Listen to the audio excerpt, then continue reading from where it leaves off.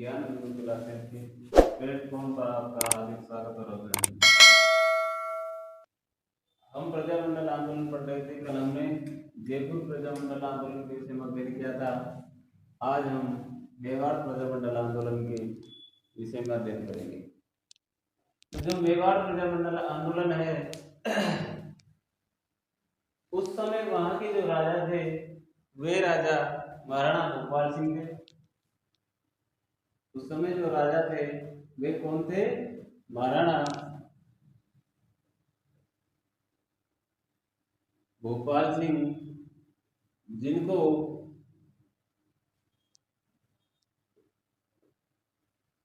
राजस्थान स्वतंत्र हो जाने के बाद में जब उसका एकीकरण हुआ उस समय इनको महाराज प्रमुख राजस्थान के एकमात्र महाराज प्रमुख कौन थे? महाराणा भोपाल सिंह को बाद में बनाया गया।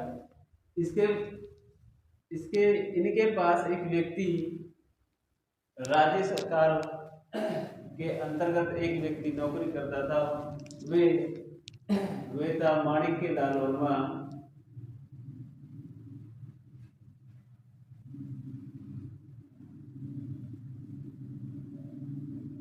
और संयोग से माणिक्यलाल वर्मा को बिजोलिया जो किसान आंदोलन है उस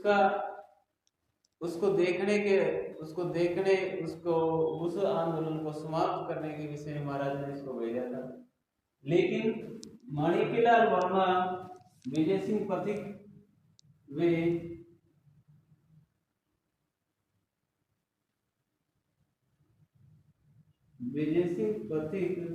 वे साधु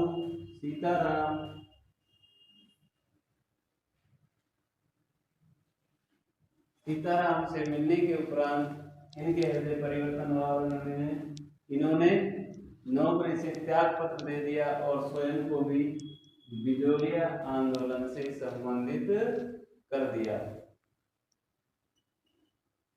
तो माणिक्यलाल वर्मा के विषय में क्या है कि ये बिजोलिया आंदोलन से संबंधित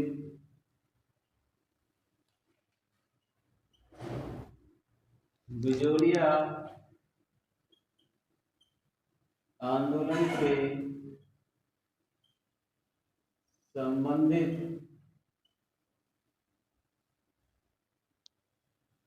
कार्यकर्ता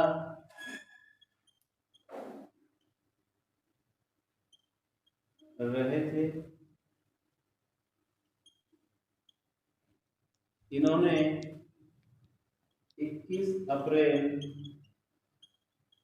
1931 को सत्याग्रह किया। सत्याग्रह प्रारंभ किया।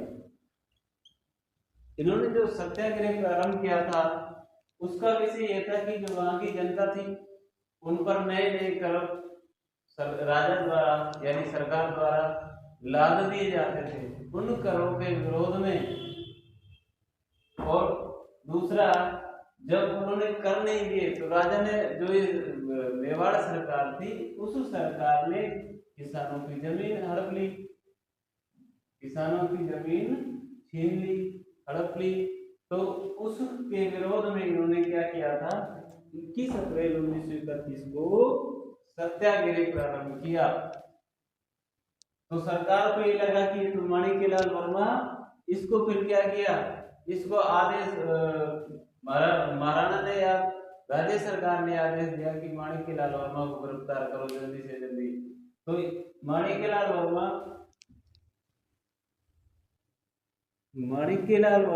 अजमेर चले गए। वहां इन्होंने सेवा आश्रम की स्थापना की। सेवा आश्रम यानी आश्रम में रहने लगे। वहां पर सेवा आश्रम से तात्पर्य ये है कि उन्होंने हरिजनों के उद्धार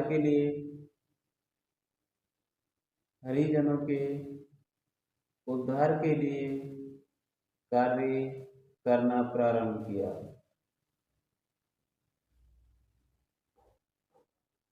हरिजनों के उद्धार के लिए कार्य करना प्रारंभ किया। इसके बाद में क्या होता है 8 जुलाई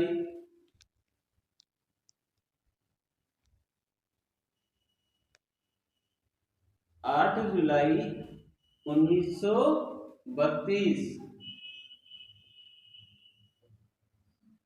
8 जुलाई 1932 को नए नए करों के खिलाफ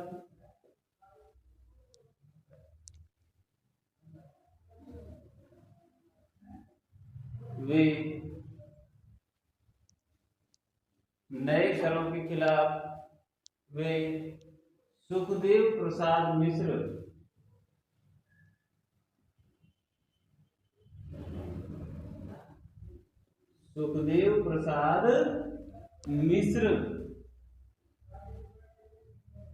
के खिलाफ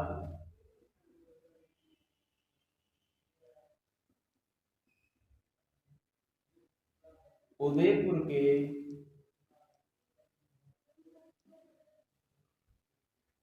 के पीपली घाट नामक स्थान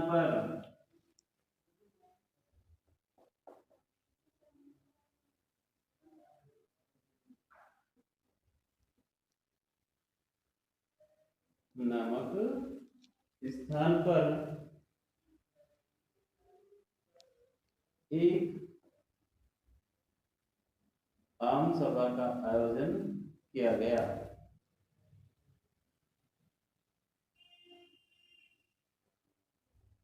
एक आम सभा का आयोजन किया गया। इस आम सभा के जो नेता थे वे कौन कौन थे? बलवंत सिंह मेहता,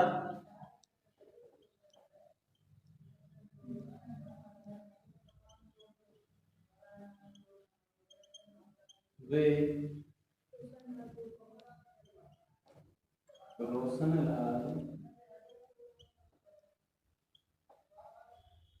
रोशनलाल बोरदिया,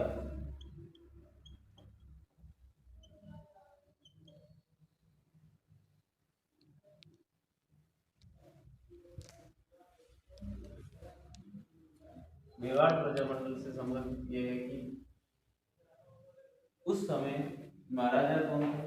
महाराणा भोपाल सिंह थे। माणिक्यलाल वर्मा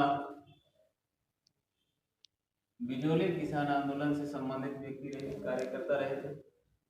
21 अप्रैल 1931 को इन्होंने नए करों के खिलाफ वे जमींदारों से जो कृषि भूमि छीन ली थी उसके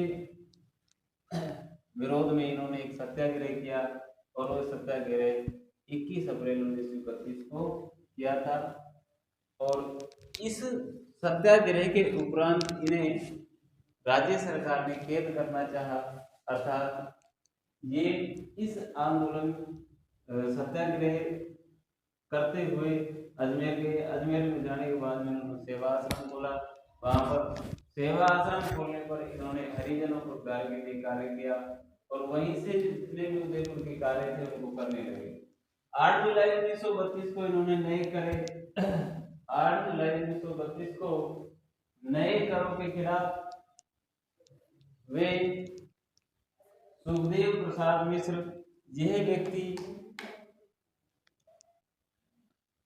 सुखदेव प्रसाद मिश्र ये जम्मू कश्मीर का था, लेकिन यहाँ पर भी प्रभावशाली था। मेवाड़ वही मारवाड़ दोनों में ये अपनी कार्यशैली को चलाता था, जो जिससे वहाँ की जनता इससे परेशान थी। उनके खिलाफ उदयपुर के एक पीपली घाट है जगह, उस स्थान पर एक आम सभा का आयोजन हुआ और उसके जो नेता थे वे कौन कौन थे? नेता बलवंत सिंह मेहता व रोशनलाल बोरदिया थे। इस सभा में लगभग 10,000 व्यक्तियों ने भाग लिया था।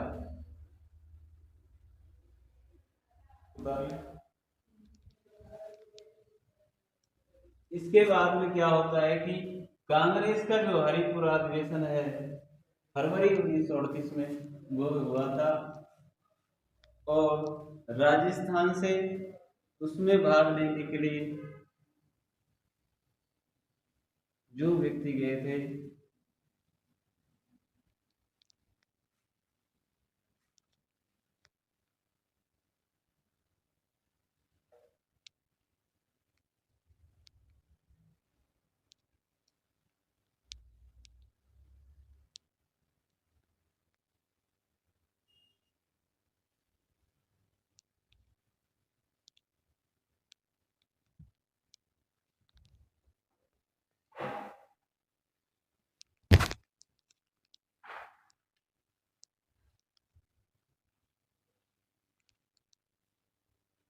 फरवरी 1938, फरवरी 1938 को कांग्रेस का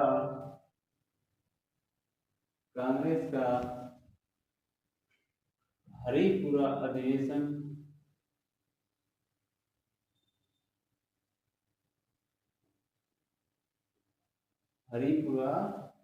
अधिवेशन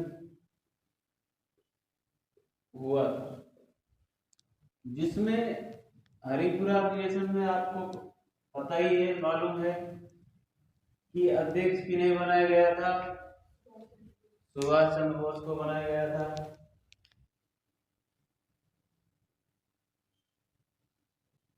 सुभाष चंद्र बोस को इसका अध्यक्ष निर्वाचित किया गया। तो राजस्थान से इसमें दो व्यक्तियों ने भाग लिया।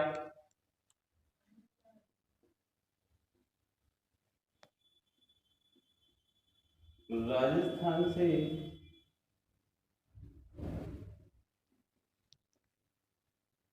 हरिपुरा अधिवेशन में भाग लेने वाले व्यक्ति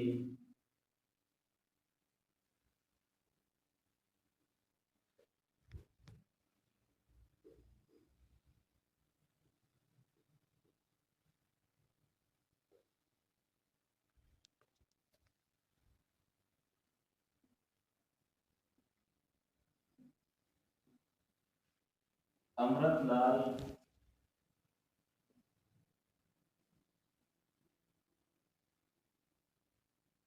वे भवानी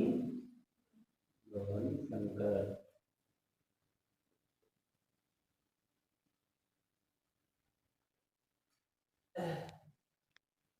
फरवरी 1938 को अधिवेशन हुआ था कांग्रेस का। उस अधिवेशन में अध्यक्ष सुभाष चंद्र बोस बने थे। इन्होंने कहा था कि अधिक से अधिक प्रजामंडलों का गठन किया जाए। राजस्थान से दो व्यक्ति थे, एक अमृतलाल, दूसरा भवानी शंकर। यदि ये याद नहीं रहता तो इसका एक सीधा सीधा वह है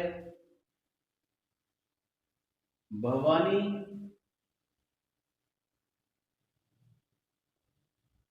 अमृत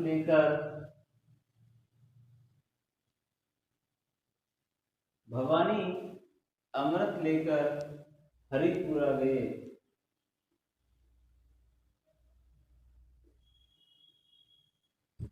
भवानी शंकर और अमृतलाल।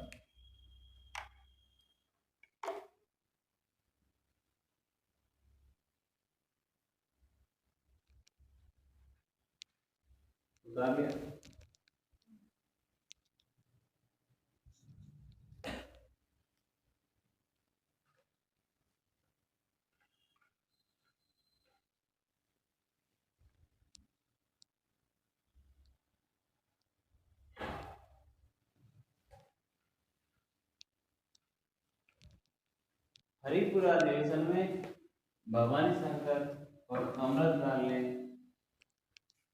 गए थे राजस्थान से। राजस्थान से जाने के बाद में जब वो दोनों यहाँ आए तो उन्होंने देखा कि हमें जल्दी से जल्दी हमारे प्रजामंडल का गठन करना है, जिसके विषय में उस अधिवेशन में भी बात हुई थी, कांग्रेस अधिवेशन में भी बात हुई थी।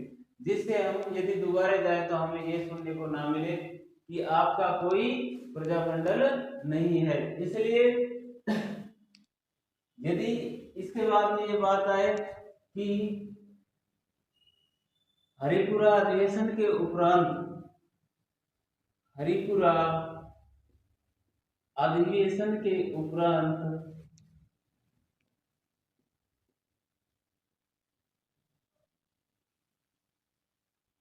हरिपुरा अधिवेशन के ठीक बाद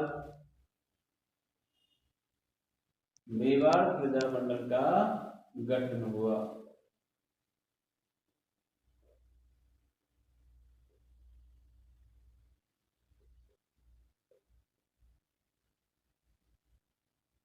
मेवाड़ प्रजामंडल का गठन हुआ।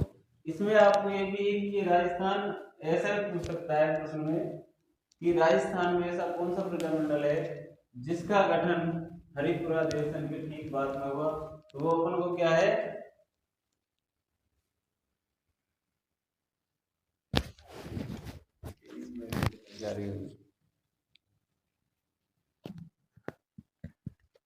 वो हरिपुरा अधिवेशन है। ठीक है, इसके बाद में इसकी स्थापना होती है।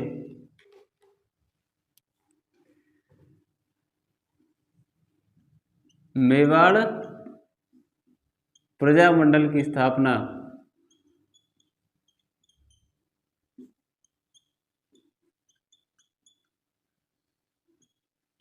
मेवाड़ प्रजामंडल की स्थापना स्थान बलवंत सिंह मेहता के घर,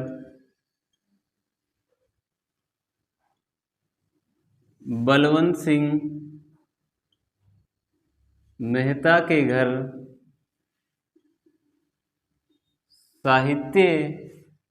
साहित्य कुटीर पर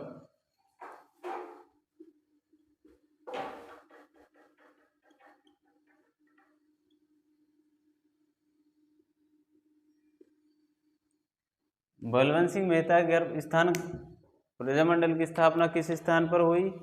बलवंत सिंह मेहता के घर साहित्य कुटीर पर। इसके जो अध्यक्ष थे,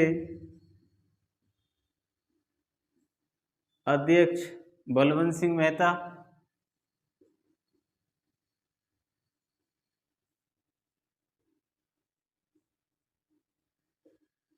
बलवंत सिंह मेहता। उपाध्यक्ष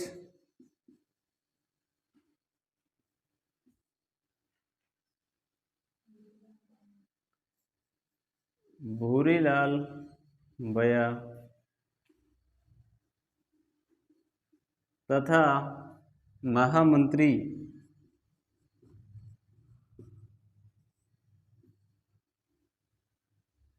माणिक्यलाल वर्मा।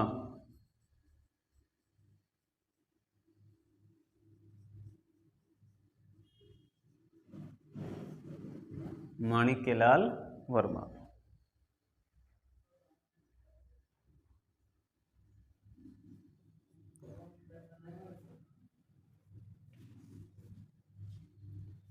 ये जो प्रजामंडल है अपना, इसमें इसका जो स्थान है, कहाँ पर इसकी स्थापना हुई, तो ये बलवंत सिंह का जो घर था उसको साहित्य कुटीर कहा जाता है। जैसे घरों को कान्हा विलास, सीता विलास, बसंत विलास, इस तरह से जो नाम दिया जाता है ना, उसी तरह से इसमें एक इनका जो घर है उसको साहित्य कुटीर कहा जाता था। उस स्थान पर इस प्रजामंडल की स्थापना हुई थी। इसके जो प्रथम अध्यक्ष थे वे बलवंत सिंह मेहता जी थे। दूसरा आपके उपाध्यक्ष भूरीलाल बया तथा महामंत्री माणिक्यलाल वर्मा, इनको बनाया गया था। ये प्रजामंडल का गठन होने के बाद में सबसे प्रथम राज्य सरकार ने इस संगठन को अवैध घोषित कर दिया। इस प्रजामंडल को ही अवैध घोषित कर दिया। मेवाड़ सरकार ने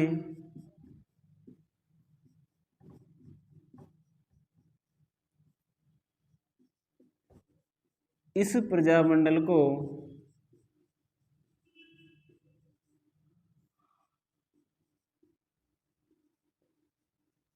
अवैध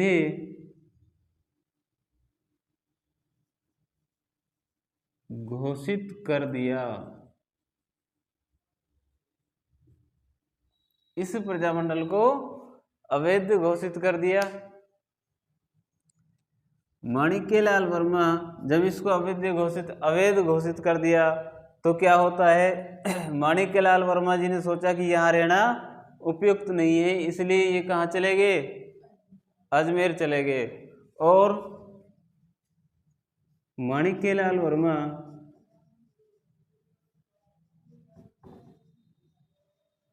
वर्मा ने प्रजामंडल का संचालन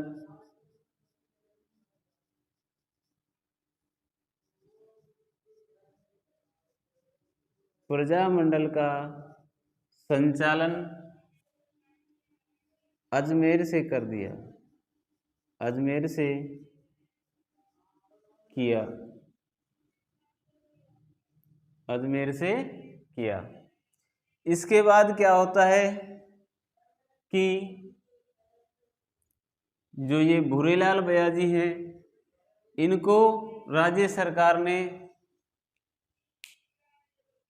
जेल में डलवा दिया और वे जेल मेवाड़ की काला पानी कही जाती है और वो किला था सराड़ा का किला।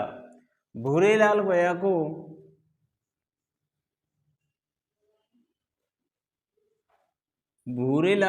को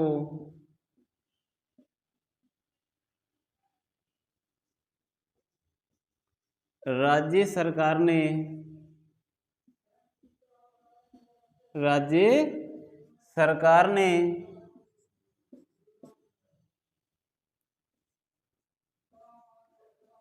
सराड़ा के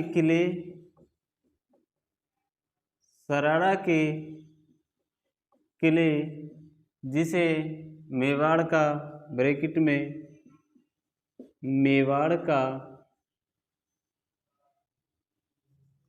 काला पानी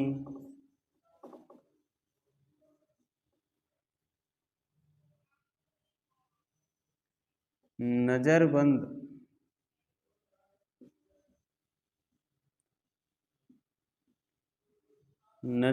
करके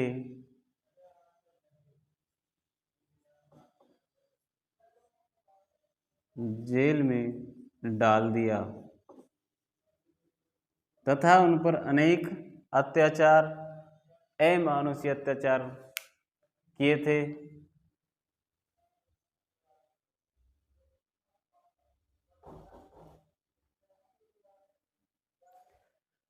हरिपुरा अधिवेशन के ठीक बाद इस प्रजामंडल का गठन हुआ। प्रजामंडल के गठन में इसका जो स्थान है बलवंत सिंह मेहता जी के घर साहित्य कुटीर पर, अध्यक्ष बलवंत सिंह मेहता, उपाध्यक्ष भूरेलाल बया, महामंत्री माणिक्यलाल वर्मा तथा राज्य सरकार ने इस प्रजामंडल को सर्वप्रथम अवैध घोषित कर दिया और माणिक्यलाल वर्मा ने इस प्रजामंडल का संचालन सेवा आश्रम अजमेर से किया था। तीसरा इसका ये है कि भूरेलाल बयाजी को राज्य सरकार ने सराड़ा के किले, जिस किले के विषय में कहा जाता है जंगल ही जंगल है, मेवाड़ का काला पानी के नाम से इसको जाना जाता है, उसमें नजरबंद कर जेल में डलवा दिया था। उतार लिया।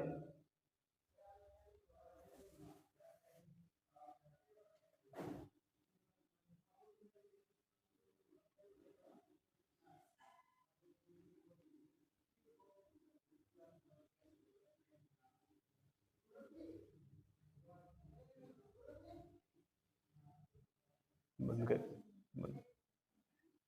हाँ जी,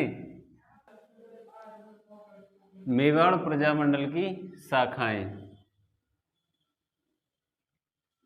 मेवाड़ प्रजामंडल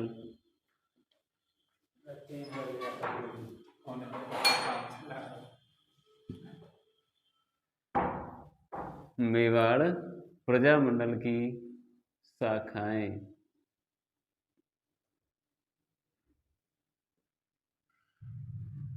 मेवाड़ प्रजामंडल की 4 शाखाएं थी। इसकी 4 शाखाएं थी।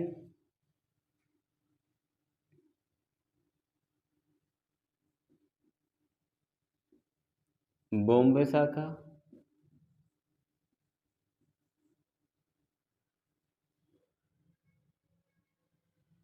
जलगांव शाखा,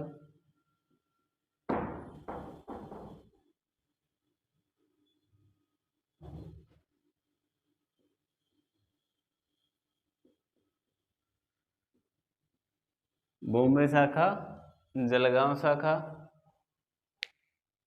नागपुर शाखा व अकोला।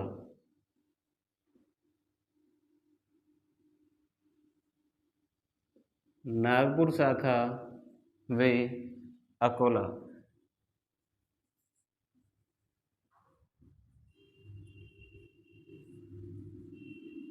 अकोला शाखा। इस तरह से इसकी 4 शाखाएं थी। इसके बाद में क्या होता है कि जो ये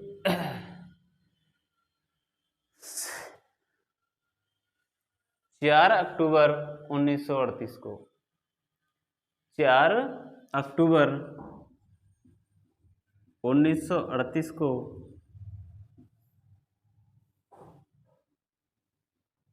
विजयदशमी उस दिन थी जिसको हम दशहरा बोलते हैं।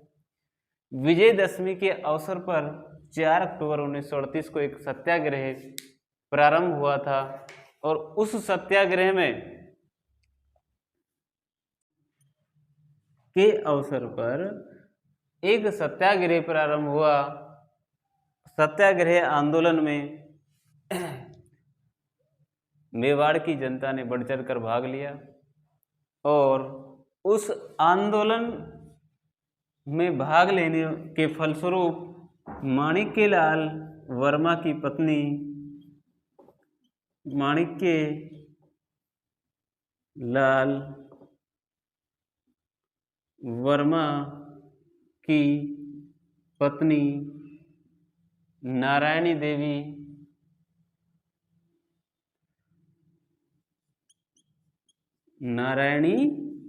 देवी वे पुत्री स्नेहलता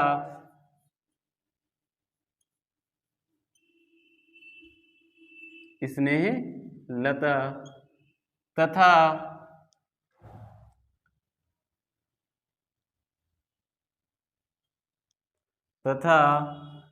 प्यारे चंद बिश्नोई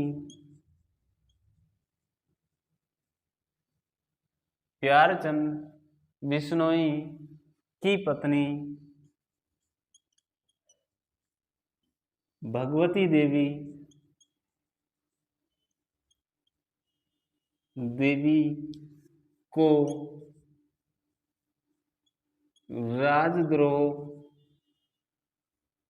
के आरोप के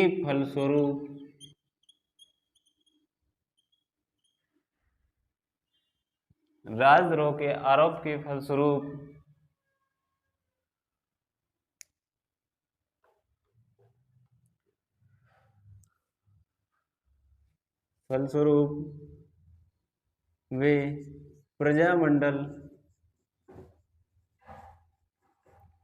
आंदोलन में भाग लेने के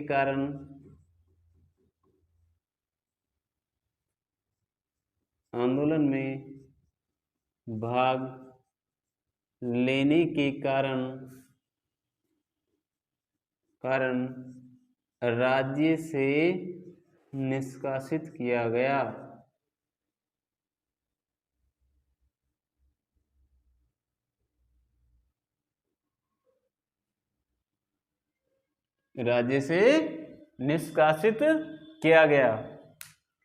इसकी जो शाखाएं थी वो कहाँ कहाँ पर थी? बॉम्बे शाखा, जलगांव, नागपुर और अकोला शाखा।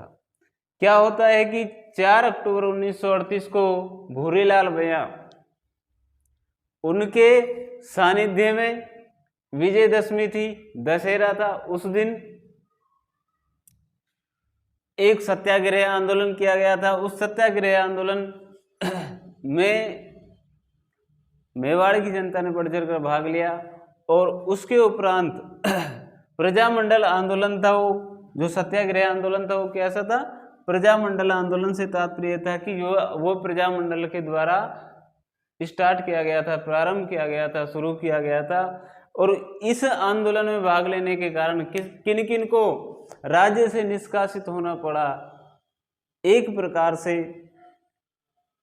राजद्रोह का आरोप उन पर लगाया गया और राज्य से निष्कासित किया गया।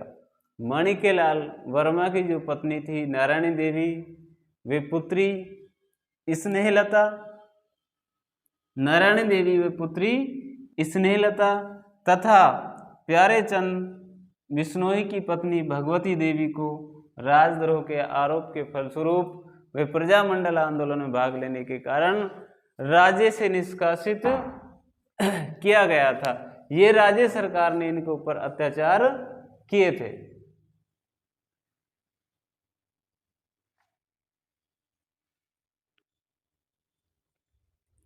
इतना सब कुछ होने के बाद में ये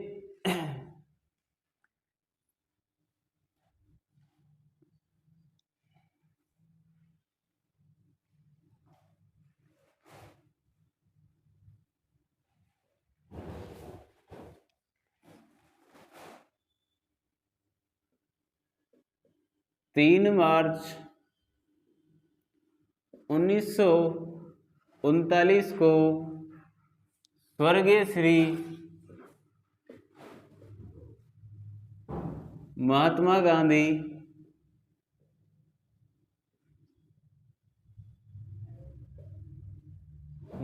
गांधी जी के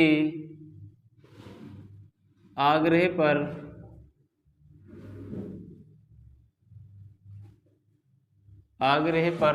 यानी उनके आग्रह पर उन्होंने कहा कि आग्रह पर सत्याग्रह आंदोलन समाप्त किया।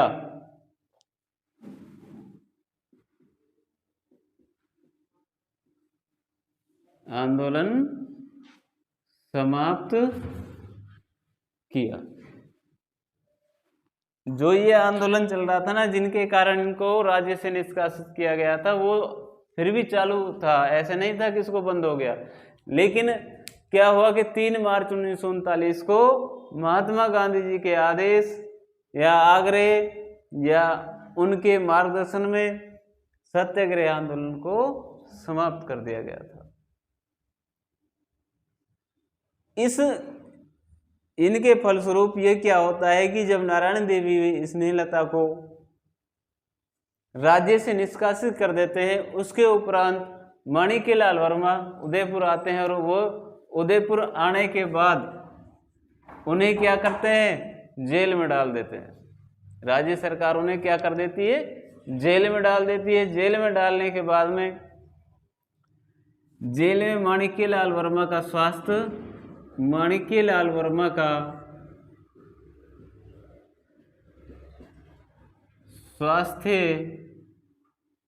खराब हो जाता है। माणिक्यलाल वर्मा का स्वास्थ्य खराब हो जाता है और वे जवाहरलाल नेहरू को एक पत्र के माध्यम से स्वयं के विषय में बताते हैं। तो जवाहरलाल नेहरू राज्य सरकार को एक पत्र भेजता है, लिखित पत्र भेजता है, जिसके बाद माणिक्यलाल वर्मा को जेल से रिहा कर दिया जाता है। और जेल से रिहा होने के बाद इन्हें 8 जनवरी को इन्हें जेल से रिहा किया जाता है। जेल से रिहा होने के बाद इन्होंने राज्य सरकार द्वारा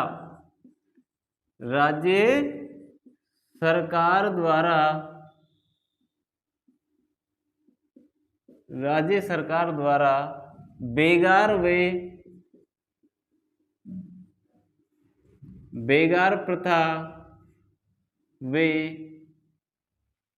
बेगार प्रथा, वे बेलट प्रथा,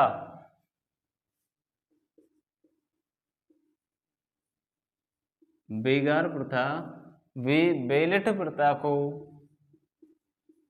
पूर्णतः समाप्त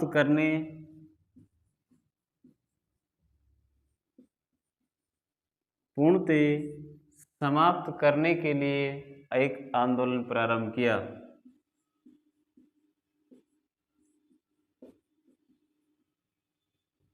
करने के लिए आंदोलन प्रारंभ किया। यानी जो क्रांतिकारी है वो तो क्रांतिकारी है, उसका स्वास्थ्य खराब हो, उसका किडनी फेल हो, उसकी चाहे कुछ भी फेल हो, लेकिन उसका काम तो वही है। उनको आते ही, अजमेर से आते ही जेल में डाल दिया गया था। जेल में डालने के बाद में अमानुष अत्याचार, नाखून निकालना, आंखों में मिर्च डालना, अनेक अत्याचार किए गए थे, लेकिन उनके ऊपर कोई वो नहीं। उन्हें तो अपनी जनता के लिए सेवा करनी है। फिर उन्होंने क्या किया, जेल से निकलने के तुरंत बाद 8 जनवरी 1940 को उन्हें जेल से बाहर निकाला गया था। उस जेल से बाहर निकलने के बाद में उन्होंने अपनी प्रक्रिया को शुरू रखा। और राज्य सरकार से एक तो होती है बेगार, श्रम के बदले कोई पैसा नहीं देती थी राज्य सरकार। निःशुल्क क्या करवाती थी, श्रम करवाती थी। जैसे राजा का कोई कार्य है, राज्य सरकार का कोई कार्य है, तो वो निःशुल्क होता था। एक थी बेलट प्रथा, इसमें कवारी कन्याओं को, इस जो बेलट प्रथा में कवारी कन्याओं को विवाह से पूर्व भगवान यानी मंदिर की मूर्तियों से विवाह करवाया जाता था, और दान में उनसे क्या लिया जाता था, कर लिया जाता था। इस कर को बेलट प्रथा कहा जाता था। यानी कवारी कन्याओं से भगवान में जो मंदिर होते हैं उनकी मूर्तियों से विवाह करवाया जाता था, और उसके एवज में उनसे क्या लिया जाता था, कर लिया जाता था। वे बेलट प्रथा है। इन दोनों प्रथाओं को समाप्त करने के लिए इन्होंने शांतिपूर्ण तरीके से क्या किया, आंदोलन प्रारंभ किया। आंदोलन प्रारंभ करने के बाद राज्य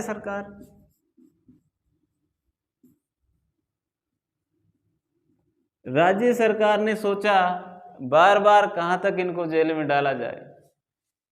अंततः राज्य सरकार ने इन दोनों प्रथाओं को समाप्त कर दिया। इन दोनों प्रथाओं को समाप्त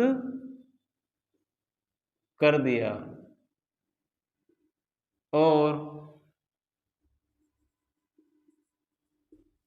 यह प्रजामंडल की प्रथम नैतिक विजय थी।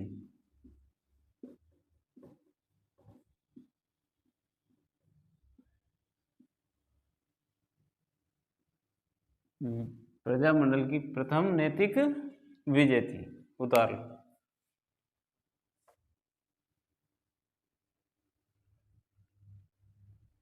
यहां तक इसमें कोई दिक्कत है क्या?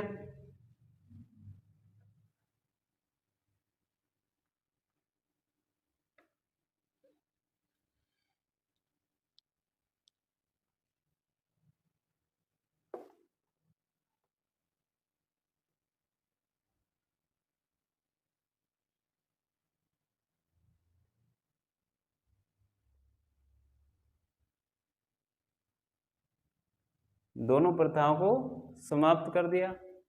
दोनों प्रथाओं को समाप्त करने के बाद 1940 में दीवान धर्मचंद थे।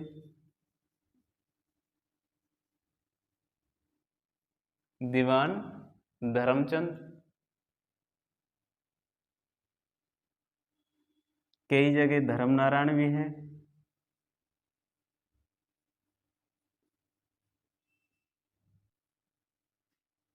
1940 में दीवान धर्मचंद या धर्मनारायण को हटाकर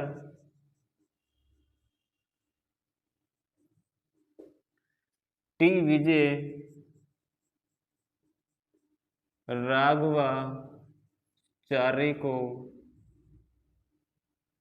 राघवाचार्य को दीवान बनाया गया। दीवान बनाया गया। 21 फरवरी। इसके उपरांत क्या होता है कि 1940 में जो दीवान था धर्मनारायण धर्मचंद, उसको हटा के टी विजय राघवाचार्य को दीवान नियुक्त किया गया था। 21 फरवरी 1941 को महाराजा का किनका महाराणा का जन्म दिवस के अवसर पर महाराणा के जन्म दिवस के अवसर पर प्रजामंडल से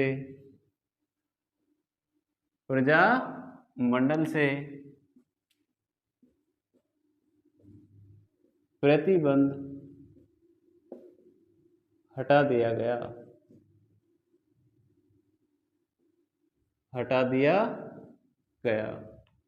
तथा इसके कार्यकर्ताओं ने सोचा कि महाराणा ने राज्य सरकार ने जब इस पर प्रतिबंध हटा दिया गया है तो क्यों ना हम इसका रजिस्ट्रेशन करवाएं, और रजिस्ट्रेशन करवाने के उपरांत हम इसकी जितनी भी गतिविधियां हैं, इसका अधिवेशन है, वो उदयपुर में करें, है ना। जो कुटीर उसकी साहित्य कुटीर, उसके घर पर जो इसकी स्थापना हुई थी ना, वो एक प्रकार से इस तरह से हुई थी कि इसकी भनक राज्य सरकार को नहीं लगनी चाहिए, ठीक है। उस तरह से उसकी स्थापना हुई थी। जब राज्य सरकार ने प्रजामंडल को क्या कर दिया, उसको वैलिड कर दिया, उसको उस पर जो प्रतिबंध थे उनको हटा दिया, तो इसके कार्यकर्ताओं ने सर्वप्रथम इसका क्या किया, पंजीकरण करवाया, इसको वैलिड करवाया, और उसके बाद में जो ये संस्था है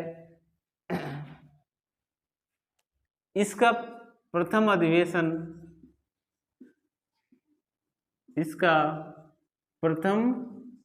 अधिवेशन माणिक्यलाल वर्मा की अध्यक्षता में, इसका प्रथम अधिवेशन माणिक्यलाल वर्मा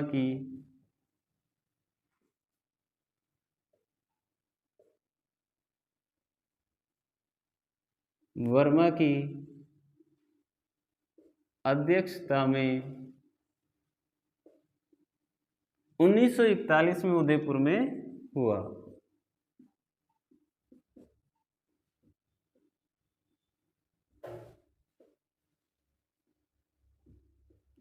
1941 में उदयपुर में हुआ।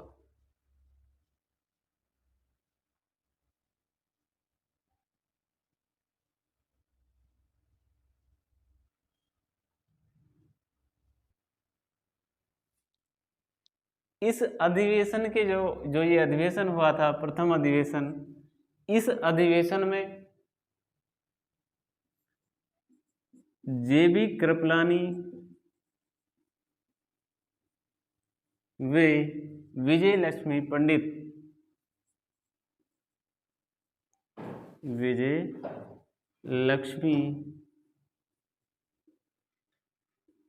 पंडित ने इसका उद्घाटन किया।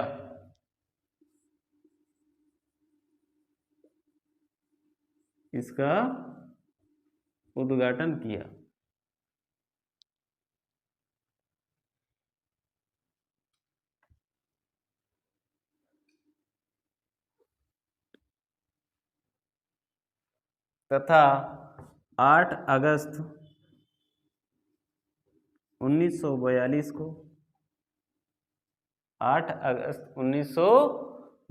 को कांग्रेस के अधिवेशन में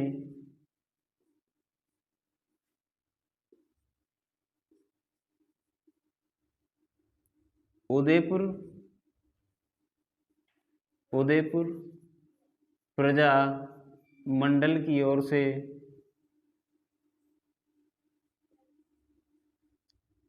से माणिक्यलाल वर्मा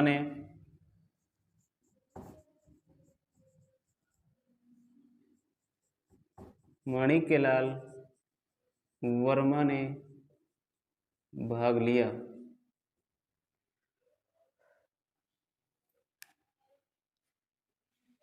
21 फरवरी 1941 को महाराणा के जन्म दिवस के अवसर पर इस जो प्रजामंडल पर प्रतिबंध लगा हुआ था, उस प्रतिबंध को हटा दिया गया।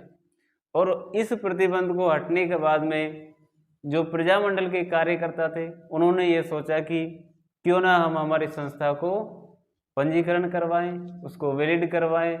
इसके उपरांत उन्होंने उसका पंजीकरण करवाया। पंजीकरण करवाने के बाद में प्रथम अधिवेशन माणिक्यलाल वर्मा की अध्यक्षता में, मैंने आपसे पहले ही बोला था कि जितने भी ये महामंत्री हैं, ये बाद में क्या बनते हैं? अध्यक्ष बनते हैं। क्यों बनते हैं? क्योंकि इनको पता है कि यदि हम शुरुआत में अध्यक्ष बन जाएंगे तो हमें सर्वप्रथम जेल में डाल दिया जाएगा और उससे क्या हो जाएगा? प्रजामंडल का जो कार्य है वो रुक जाएगा। तो इनका प्रथम जब अधिवेशन होता है, वही अधिवेशन कहाँ होता है? उदयपुर में होता है। उदयपुर में किनके हाथों से इसका उद्घाटन होता है? जेबी कृपलानी वे विजय लक्ष्मी पंडित थी, उनके हाथों से इसका उद्घाटन होता है। 1941 में इसका प्रथम अधिवेशन उदयपुर में हुआ था और 8 अगस्त 1942 को जो कांग्रेस का अधिवेशन था, उसमें उदयपुर प्रजामंडल से माणिक्यलाल वर्मा ने भाग लिया था। और इस अधिवेशन में जब भाग लेने के बाद में ये बाहर निकल रहे थे तो एक इनके इंदौर का एक मित्र था, उन्होंने इनसे पूछा कि क्या मेवाड़ भी भारत छोड़ो आंदोलन में भाग लेगा? तो उस समय इन्होंने कहा कि हम मेवाड़ी हैं और हम हर बार आते हैं और हर हर महादेव का नारा लगाते हैं। यानी इन्होंने ये कहा था कि इन्होंने अप्रत्यक्ष रूप से ये कहा था कि हम इस आंदोलन में भाग लेंगे। ये इनकी सूक्ति बड़ी प्रसिद्ध है, ये कई बार एग्जाम में भी आ चुकी है। इस अधिवेशन से बाहर निकलते समय इनके एक इंदौर के मित्र ने इनसे पूछा था, क्या मेवाड़, क्या आप भी भारत छोड़ो आंदोलन में आओगे?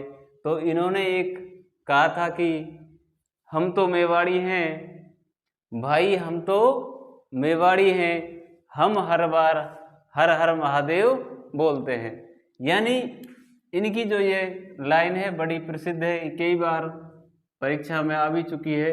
ये पूछा जाता है कि भाई हम तो मेवाड़ी हैं, हर बार हर हर महादेव बोलते हैं। ये लाइन किन्होंने बोली थी? तो आपको ये बताना है कि माणिक्यलाल वर्मा। माणिक्यलाल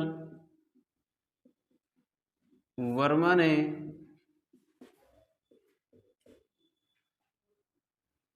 भाई हम तो मेवाड़ी हैं,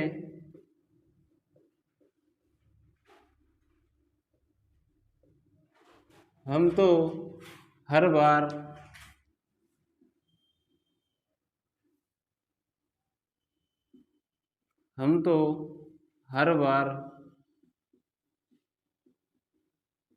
हर हर महादेव बोलते हैं।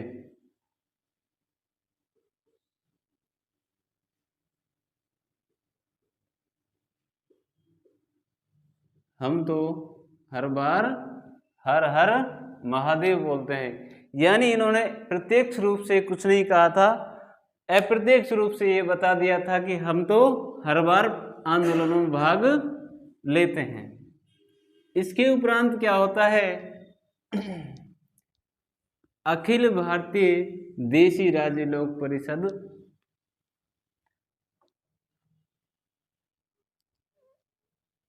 इसके बाद 31 दिसंबर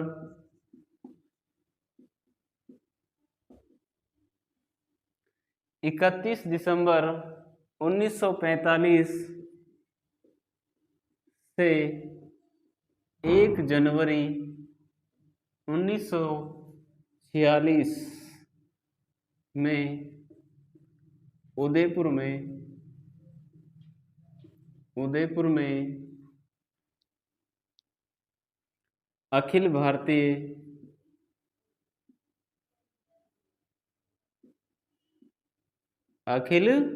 भारतीय देशी राज्य लोक परिषद का 7वां अधिवेशन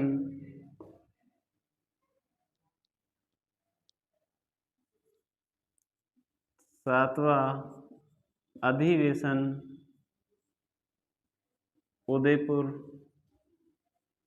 में होता है। यानी जो भारतीय देशी राज्य लोक परिषद था उसका जो 7वां अधिवेशन था वो 31 दिसंबर 1945 से 1 जनवरी 1946 में उदयपुर में हुआ था और राज्य सरकार ने इसका कोई विरोध नहीं किया था। यानी प्रजामंडल आंदोलन की ये एक प्रकार से प्रजामंडल की एक सफलता थी और इन्होंने अपने राज्य में ये किया था।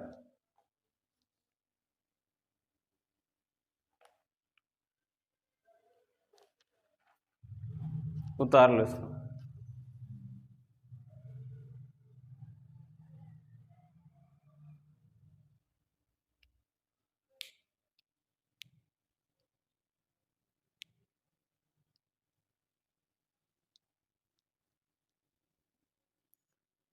दो मार्च 1947 को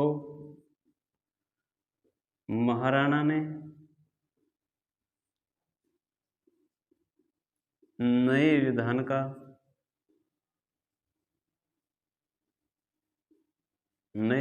को लागू किया। यानी 2 मार्च 1947 को महाराणा ने नए विधान को लागू किया, यानी नया संविधान वहां पर बना दिया गया।